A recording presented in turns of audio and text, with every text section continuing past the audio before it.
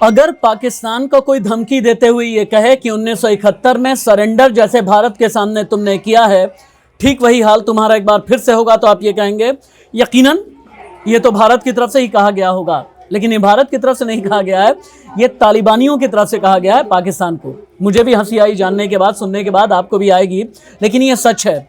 सबसे पहले तो आप ये देखें कि ये तस्वीर कौन सी है। ये रही वो तस्वीर जो अभी मैं अपने मोबाइल फ़ोन पर आपको दिखाने जा रहा हूँ। ये तस्वीर है 1971 की। ये तस्वीर हर एक हिंदुस्तानी इससे बहुत अच्छे से वाकिफ़ है। ये 1971 की वो तस्वीर है, भारत के हाथों पाकिस्तानी फ़ौज की हार, सरेंडर की ऐतिहासिक फ़ोटोग्राफ है।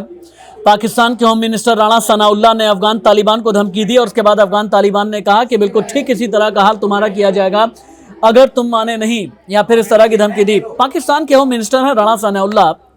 उन्होंने तालिबानी सरकार और तालिबान को धमकी देते हुए ये कहा कि तहरीके तालिबान पाकिस्तान यानी टीटीपी के जो हमले हैं इन्हें बंद कराओ, नहीं तो ठीक नहीं होगा। तो फिर तालिबानियों ने ये कहा, तालिबान के डिप्टी प्राइम मिनिस्टर हैं अहमद यासिर, बेहद तल्ख लहजे में उन्होंने जवाब दिया, कहा 1971 में भारत के हाथों जिस तरह से सरेंडर किया था ना, कि उसी तरह से फिर से सरेंडर कराएंगे। बांग्लादेश के वक्त की बात कर रहे थे। और पाकिस्तान और अफगानिस्तान की तालिबान हुकूमत के बीच में जिस तरह की रस्साकशी है, इसके पीछे पिछले दिनों तहरीके तालिबान पाकिस्तान ने बहुत हमले किए हैं पाकिस्तान में। इस हमले में पाकिस्तान के 12 सैनिक मारे गए हैं, 7 नागरिक भी मारे गए हैं। टीटीपी लगातार पाकिस्तान पर हमले कर रहा है और वहाँ की फ़ौज और सरकार पूरी तरह से बौखलाई हुई है। टीटीपी के हमलों के लिए अफ़गान तालिबान को जिम्मेदार पाकिस्तान ठहरा रहा है और पाकिस्तान का ये कहना है कि टीटीपी के हमले बंद होने चाहिए, हथियार मिलना है अफगानिस्तान से, ये ठीक नहीं है। अफगानिस्तान और पाकिस्तान के बीच का ये जो तनाव है, ये एशिया के लिहाज से बिल्कुल ठीक नहीं कहा जा सकता, क्योंकि पाकिस्तान की धमकी तालिबान हुक्मरानों को नागवार गुजरने लगी है और तालिबान के डिप्टी पीएम ने यह कह दिया कि 1971 जैसा तुम्हारा हाल हम करेंगे। उर्दू में कैप्शन देकर के ये किया। 1971 में दरअसल लगभग 90,000 पाकिस्तानी सैनिकों ने भारत के सामने सरेंडर किया था और यही वो तस्वीर है आज इतिहास में जो पूरी दुनिया के सामने, जब पाकिस्तान शर्मसार होता है, पाकिस्तान शर्मिंदा होता है।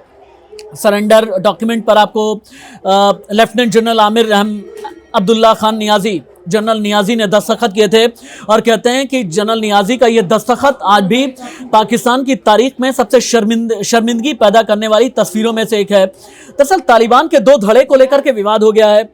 15 अगस्त 2021 के अफगान तालिबान ने काबुल के साथ ही पूरे अफगानिस्तान पर कब्जा किया।